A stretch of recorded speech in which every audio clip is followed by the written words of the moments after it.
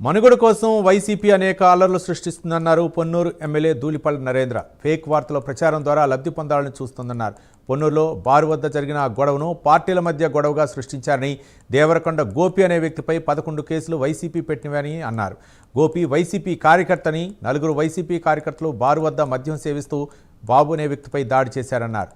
కులాల ప్రస్తావన ఫిర్యాదులో లేనప్పుడు ఎస్సీ ఎస్టీ కేసులు పెట్టమంటున్నారని, వారికి మద్దతుగా వైసీపీ ఇన్ఛార్జి అంబటి మురళి పిఎస్ వద్ద ఆడావుడి చేశారని ధూళిపల్లి నరేంద్ర తెలిపారు.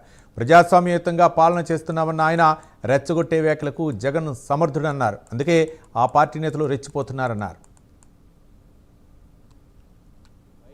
పార్టీ అధికారంలో ఉన్నప్పుడు వచ్చిన మొదటి రోజు నుండే ప్రజావేదిక కూల్చివేత ద్వారా విధ్వంసం బాటగా 5 సంవత్సరాలు పరిపాలన సాగించడం జరిగింది. మొన్న జరిగిన ఎన్నికల్లో ప్రజలు 11 సీట్లు ఇచ్చినా కూడా ప్రతిపక్షంలో కూడా విధ్వంసం బాట ఆ పార్టీ వదిలిపెడతల.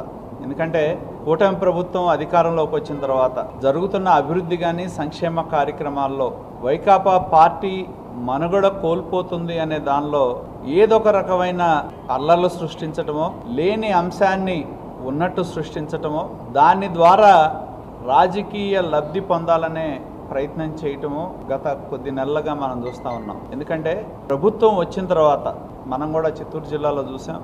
మామిడి రైతులు కొనుగోలు కోసం పర్యటనకి వెళ్ళినప్పుడు వాళ్ళే ట్రాక్టర్లలో తెస్తారు, వాళ్ళే రోడ్డు మీద పోస్తారు, వాళ్ళే బళ్ళు ఎక్కిస్తారు, వాళ్ళే దొక్కిస్తారు. అక్కడ రైతులు ఎవరు ఉండరు. అదొక స్టేజ్ డ్రామా కింద వాళ్ళ మనుషుల్ని పెట్టి చేయటం, దాన్ని వాళ్ళకు సంబంధించిన వీటిలో ప్రచారం చేసుకోవటం.